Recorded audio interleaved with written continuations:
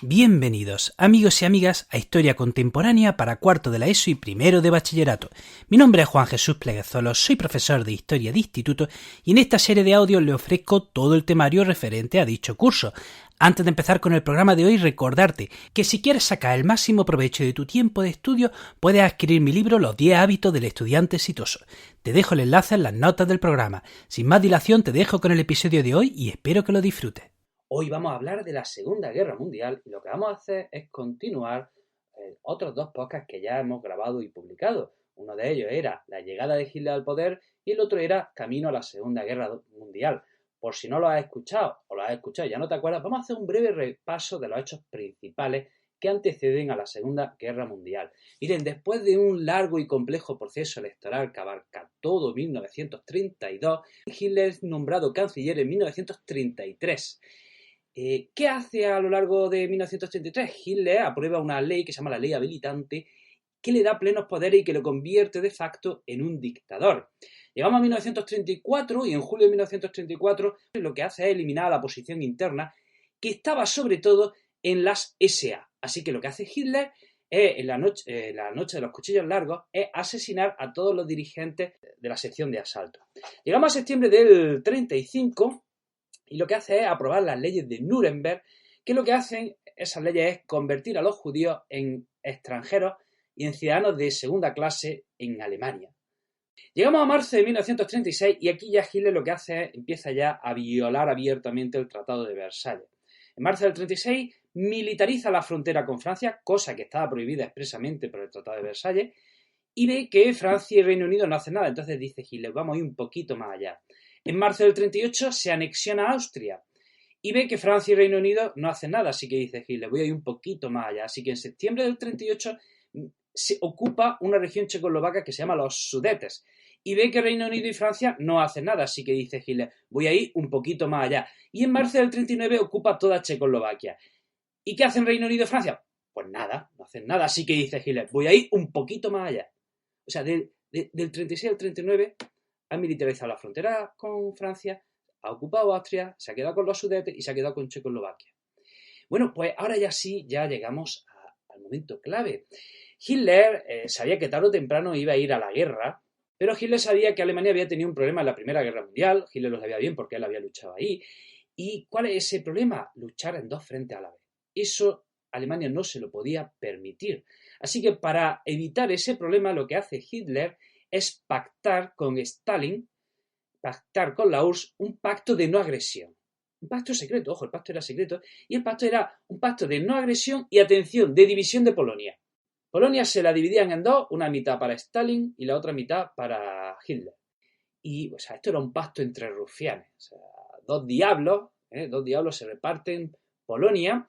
Así que ahora que ya pues ha salvado la espalda con Stalin, lo que hace es invadir Polonia. Empieza la invasión de Polonia el 1 de septiembre de 1939 y ahora ya sí, por fin, el 3 de septiembre de 1939 Reino Unido y Francia le declaran la guerra a Alemania. Así que inmediatamente empiezan los bombardeos, empiezan los ataques. Reino Unido y Francia inmediatamente atacan a Alemania. No pasó eso. Reino Unido y Francia el 3 de septiembre del 39 le declaran la guerra a Alemania y efectivamente no hacen nada. O sea, le declaran la guerra, pero no hacen nada, se quedan de brazos cruzados.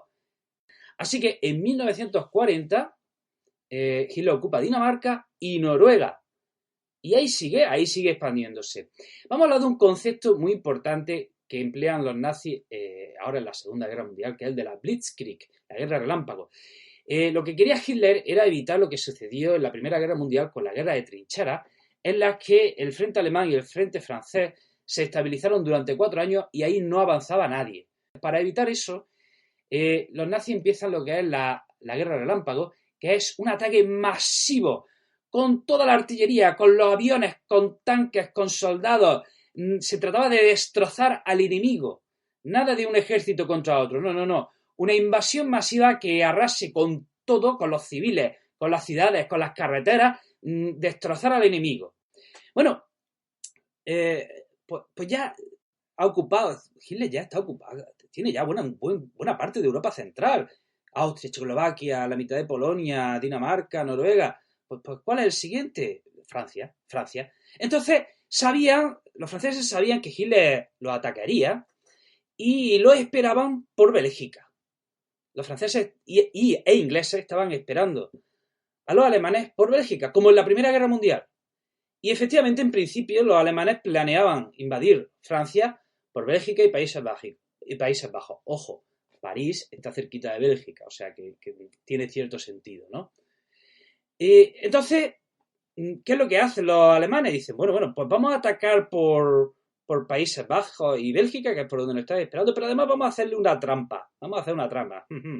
Resulta que al sur de Bélgica hay un territorio que se llama las Ardenas, que es un macizo montañoso que se consideraba inexpugnable para un ejército motorizado.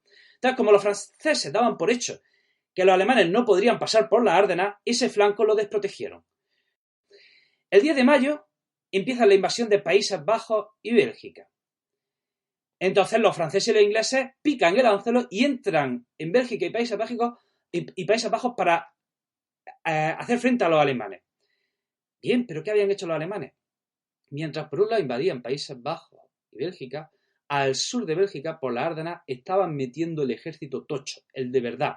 Estaban metiendo el ejército, el fuerte, el otro era medio de broma. Por el sur, por la Ardenas, se está colando en Francia un ejército alemán de verdad. ¿Y qué hace este ejército alemán que está entrando en Francia por las Ardenas, por donde los franceses creían que no pasarían y por eso lo habían desprotegido? ¿Qué hace ese ejército? Entra en Francia y se dirige al Canal de la Mancha, se dirige al norte.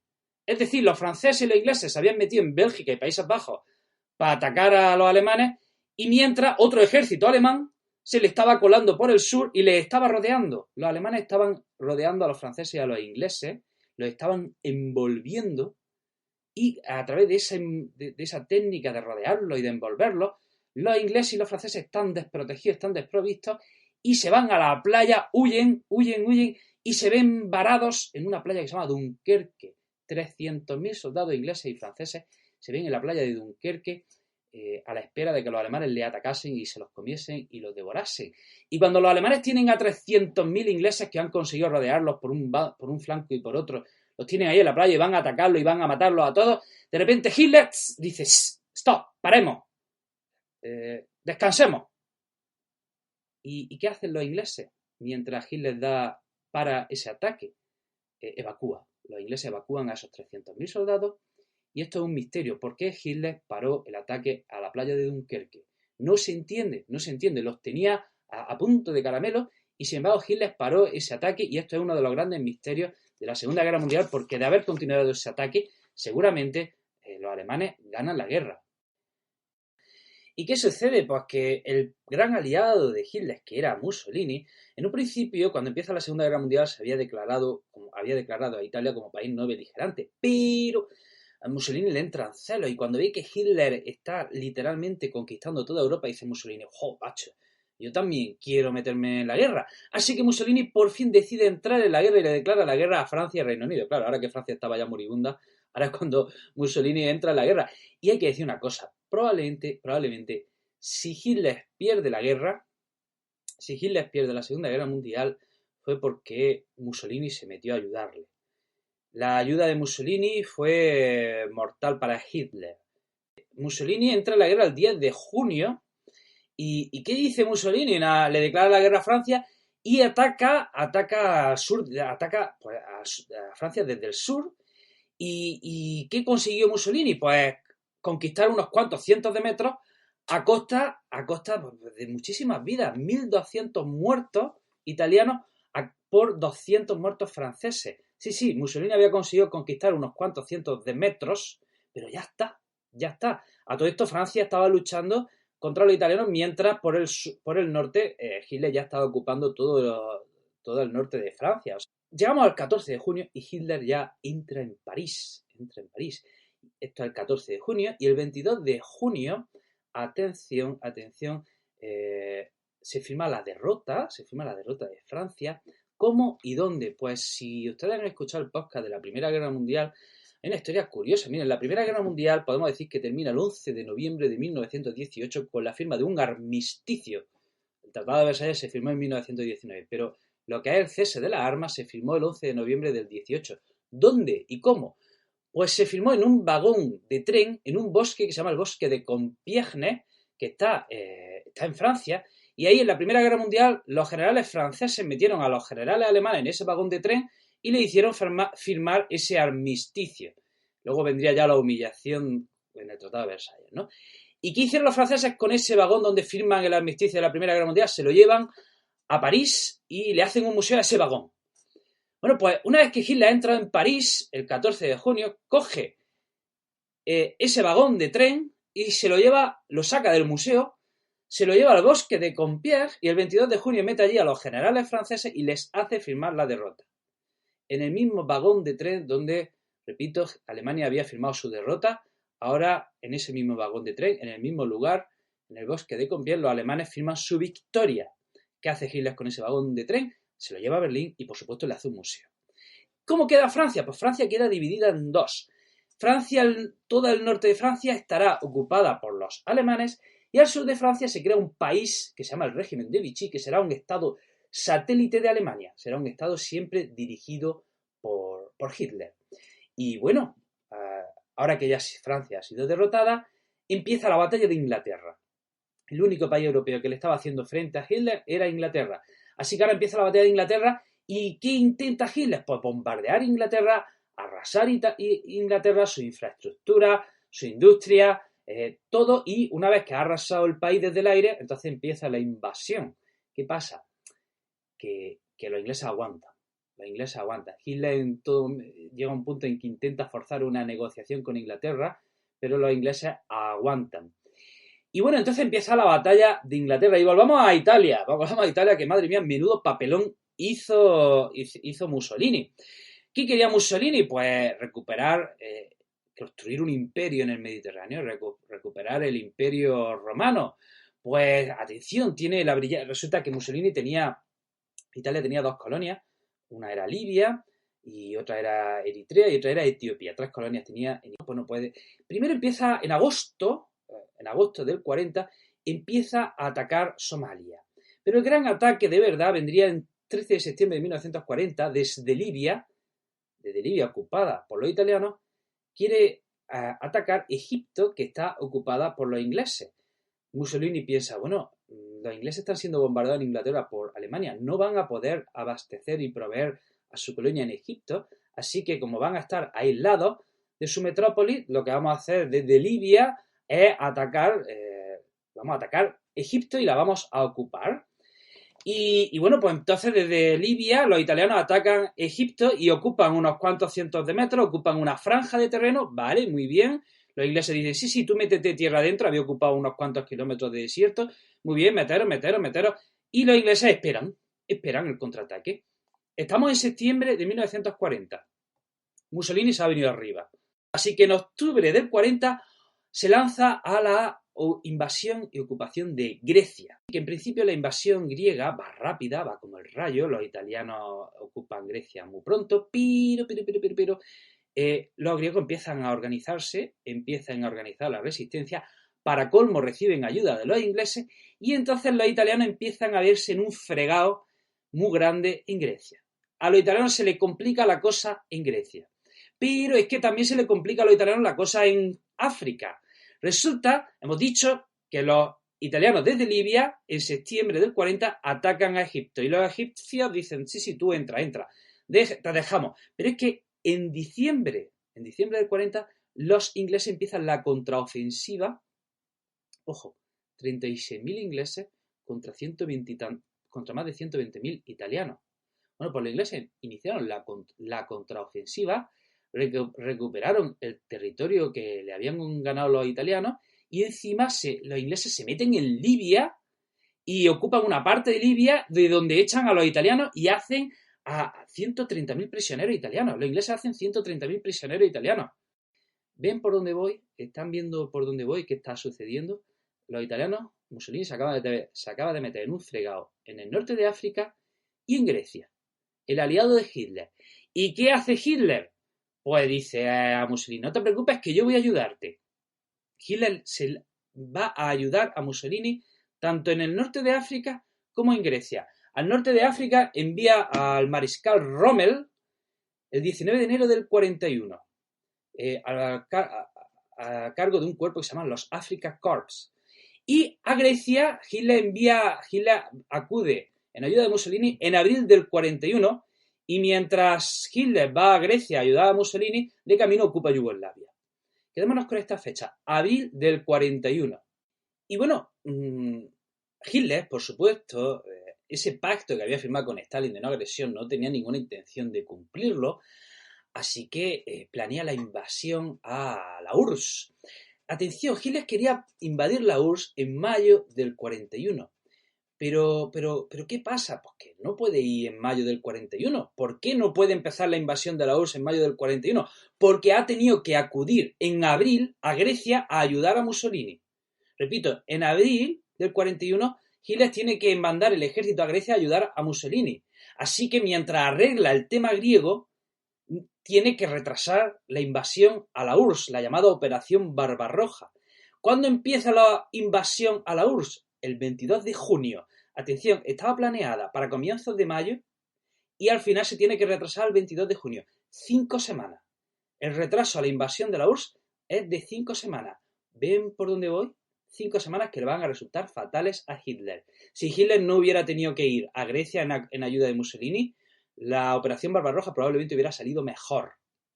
¿Cómo se planea la invasión a la URSS? Pues una invasión masiva.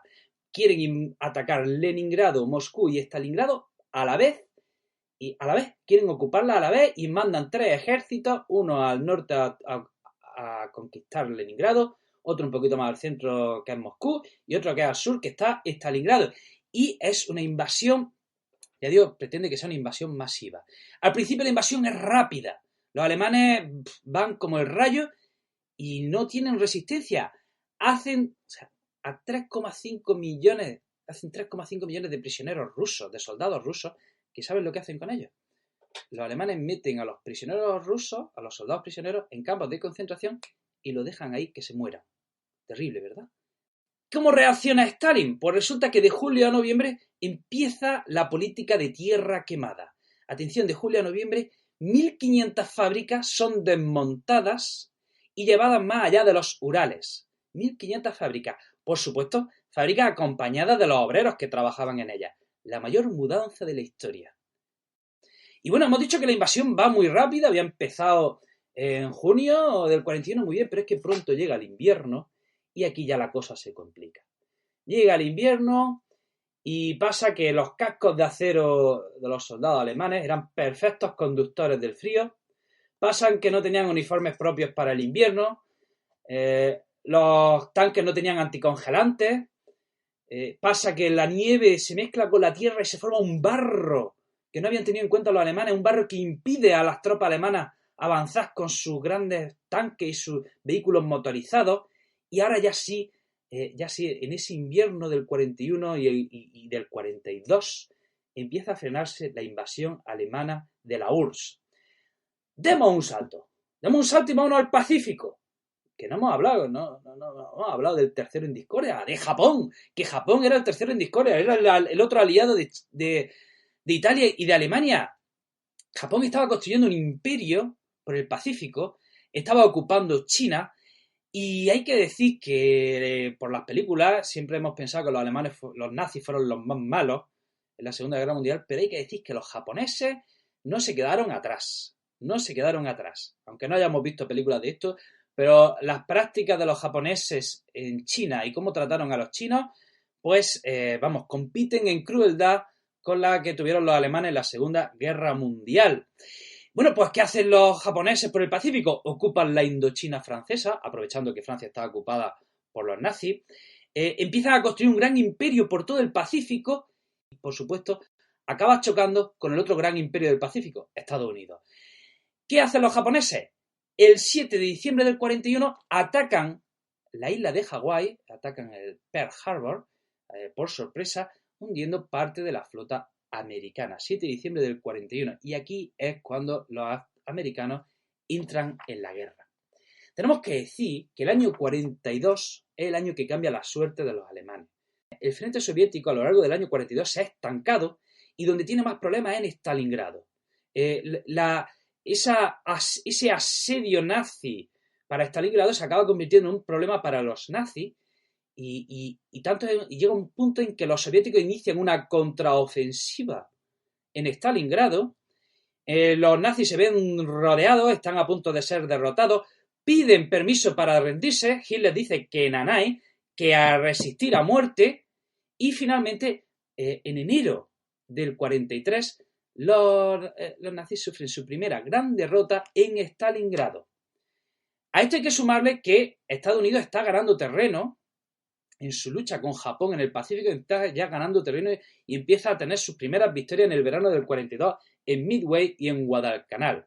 Pero es que a eso también hay que hablar de otros reveses. Tenemos que hablar de lo que está pasando en África. Miren, habíamos dicho que Hitler manda a Rommel y los Afrika Korps a ayudar a los italianos en el norte de África. ¿Qué sucede a lo largo del año 42 entre los alemanes y los ingleses y también los americanos que también llegan? Que eso se convierte en una socatira, en un tira y afloja. Avanzan los alemanes, retroceden los ingleses, avanzan los ingleses, retroceden los alemanes, vuelven a avanzar los alemanes, vuelven a retroceder los ingleses, vuelven a avanzar los ingleses. Así el año 42, en el que los dos bandos, unos avanzan, otros se retrasan, el otro avanza. Así están todo el año 42 hasta que entran los americanos y claro, empiezan a reforzar a los ingleses. ¿Y qué pasa? ¿Y quiénes están reforzando a los Afrika Korps? Nadie está reforzando a los nazis porque Hitler se ha empantanado en la URSS y no puede ayudar a las tropas nazis que están en el norte de África. Así que en mayo del 43 los Afrika Korps, los nazis, son derrotados en el norte de África. Tenemos que en el verano del 42 Estados Unidos empieza sus primeras victorias en Midway y en Guadalcanal en el Pacífico. Enero del 43 primera derrota de los nazis en Stalingrado. Mayo del 43, segunda gran derrota de los nazis en el norte de África. Y ahora que ya se ha derrotado a los nazis en el norte de África, los americanos y los ingleses dicen, bueno, pues vamos a por el continente. Así que el 10 de julio del 43 los americanos y los ingleses empiezan su invasión al continente europeo a través de Sicilia. Pero esto lo han hecho previo engaño de los ingleses a los alemanes, una treta que se las trae. Miren, los ingleses hicieron un plan pues que un poco enrevesado, pero que les salió muy bien. En las costas de Huelva dejaron flotando un cuerpo muerto que se supone que era de un oficial inglés, y este muerto tenía unos mapas que hablaban de un plan secreto en el que los americanos y los ingleses atacarían a los nazis o bien a través de Cerdeña o bien a través de Grecia. ¿Qué hicieron los españoles que recogieron ese cuerpo? Pues como en aquella fecha los españoles aún eran medio amigos de los nazis, pues estaba Franco, etcétera, etcétera. ¿Qué hacen los españoles? Le transmiten ese hallazgo, se lo transmiten a los nazis, así que los nazis creen que los americanos y los ingleses vendrán o bien por Grecia o bien por Cerdeña. Bueno, pues aparecen por Sicilia. En el momento en que los ingleses y los americanos empiezan la invasión por Sicilia, Víctor Manuel III, ahora ya por fin el hombre ya hace algo, destituye a Mussolini. Y conforme avanza la invasión americana por el sur de Italia, el 8 de septiembre, Italia se declara su derrota y, atención, se cambia de bando. Esto no suena ya, ¿verdad? No suena, ¿verdad? Pues lo mismo que en la Primera Guerra Mundial, pues igual. 8 de septiembre del 43, Italia se cambia de bando.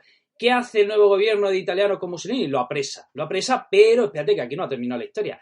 Hitler manda a un ejército a rescatar a Mussolini, que estaba ahí en los Apeninos, se lo rescata, se lo lleva al norte y Hitler crea en el norte de Italia un estado especial para Mussolini, que se llama la República Social de Salò. Un estado satélite controlado por los nazis, pero en teoría dirigido por Mussolini. Tenemos que decir que los americanos llegan el 4 de junio a Roma en el 44. Ojo, la invasión de Italia fue lenta, fue muy lenta. Si tenemos en cuenta que en julio del 43 han llegado a Sicilia, ostras, han tardado en llegar a Roma, ¿no? Están tardando mucho en llegar a Roma. Bueno, pues esta es una de las invasiones al continente europeo. Vamos a hablar de la segunda invasión al continente europeo. El 6 de junio del 44 empieza esa segunda invasión por Normandía. Y de nuevo, ¿cómo empieza esa invasión? Previo engaño a los alemanes. ¿Cómo lo han hecho esta vez? Pues a través de un espía doble que se supone que era espía para los alemanes y se supone que era espía para los ingleses, y este espía se llamaba Juan Pujol y era español.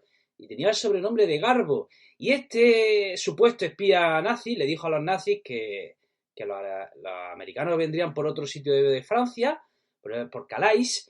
Los nazis se lo tragaron y los nazis esperaron a los americanos por Calais, pues no, llegaron por Normandía. Así que allí se produjo el 6 de junio del 44 el desembarco de Normandía y los ingleses y americanos empiezan a liberar Francia. Llega el 25 de agosto a París. En diciembre del 44 Hitler juega su última carta y empieza una invasión por las Ardenas de nuevo, que le sale mal, pero ahí ya por el oeste, ingleses y americanos están ya llegando hasta Alemania. Por el este, ¿qué estaba sucediendo? Pues que desde la derrota de los nazis en enero del 43 en Stalingrado, los soviéticos han empezado su ofensiva y los soviéticos también están liberando toda Europa del Este de los nazis. Llegan el 23 de abril del 44, están llegando a Berlín. Y se deja que sean los rusos los primeros en llegar a Berlín porque eran los que más muertos habían puesto en la guerra. Así que ingleses y americanos le dejan a los rusos que sean ellos los primeros en llegar a Berlín. El 30 de abril Hitler se suicida y el 7 de mayo Alemania se rinde. Hay que decir que en esos días en el que los rusos ocupan Berlín se producen violaciones masivas. Se habla de que los rusos pudieron violar a unas 2 millones de mujeres. En un principio violaban pues, a las chicas más jóvenes que les parecían más guapas, pero luego las violaciones iban ya de forma indiscriminada a niñas y a mujeres mayores. Se dice que hubo unos 100.000 embarazos, de los cuales la mayoría abortó, pero aún así seguramente debía haber varios miles de nacimientos debido a esas violaciones. Y hay que tener en cuenta que a los rusos no solo les movía la lujuria, sino que también les movía el deseo de venganza. O sea, los alemanes habían cometido todo tipo de atrocidades en Rusia. O sea, 9 millones de soldados murieron en el frente, 9 millones de soldados rusos murieron durante la invasión alemana. O sea, que los rusos estaban sedientos de venganza, así que no iban a tener ningún tipo de piedad con los alemanes y también cometerían pues, todo tipo de atrocidades, como es el caso ahora de las violaciones. Tanto es así que los niños en Berlín empiezan a jugar a esto, empiezan a jugar al tema de las violaciones. Frau, komm mit, mujer, ven aquí. Los niños empiezan a jugar a eso porque veían tan habitual el que los rusos estuviesen violando a las mujeres que ya empiezan también a jugar a eso. ¿Y termina la guerra? No, todavía no ha terminado la guerra sigue en el Pacífico y cuando Japón se está viendo ya, los americanos están avanzando por el Pacífico y los japoneses ven que no hay manera, que van a perder la guerra, empiezan a emplear la táctica de los kamikazes. ¿En qué consiste? En morir matando. Sí, los japoneses van a ser derrotados, ellos lo sabían, pero iban a morir, a hacer daño a los americanos hasta el último momento, de forma que los soldados japoneses empiezan una táctica que es la de los kamikazes, de manera que si los americanos, por ejemplo, iban a apresar a soldados japoneses, estos en el último momento se explotaban con una granada y así morían ellos, pero también se llevaban consigo a 3 o 4 americanos. También empieza la táctica de los aviones, soldados que se meten en aviones y con aviones se estrellan contra barcos americanos. Así que, debido a esa encarnizada resistencia japonesa, los americanos se les ocurre la idea de acabar con los japoneses de un plumazo. ¿Cómo? Con la bomba nuclear. El 6 de agosto y el 9 de agosto lanzan sendas bombas nucleares en Hiroshima y en Nagasaki. Y ahora sí, ya los japoneses son derrotados y el 2 de septiembre se firma, Japón se rinde y se termina la Segunda Guerra Mundial. Hasta aquí, querido amigo, espero que hayas entendido bien la Segunda Guerra Mundial. Te recuerdo por último que si quieres estar al tanto de mis proyectos educativos, sígueme, por ejemplo, en mi cuenta de Instagram, El Profesor Inquieto, o en mi página de Facebook, Juan Jesús Pleguezuelo. No te digo más, te mando un fortísimo abrazo, te deseo lo mejor y espero que seas muy, muy feliz.